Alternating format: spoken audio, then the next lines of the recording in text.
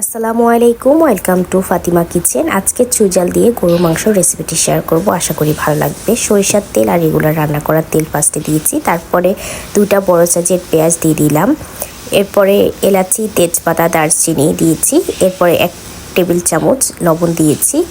এখানে 1 কেজি গরু মাংস আজকে আমি রান্না করতেছি।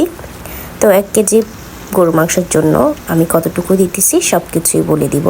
তো 3 টেবিল চামচ আমি এখানে রসুনের পেস্ট দিয়েছি, আদা পেস্ট দিয়েছি 2 টেবিল চামচ, জিরে 1 টেবিল চামচ দিয়েছি, আর হলদের গুঁড়ো 1/2 টেবিল চামচ, লাল মরিচের গুঁড়ো 1 টেবিল চামচ, মাংসের মশলা 1 টেবিল চামচ। এখন ভালো করে এটাকে মিক্স করে নিতেছি। আর অবশ্যই চামচটা দেখে বুঝতে পারতেছেন চামচটা কত বড় ছিল।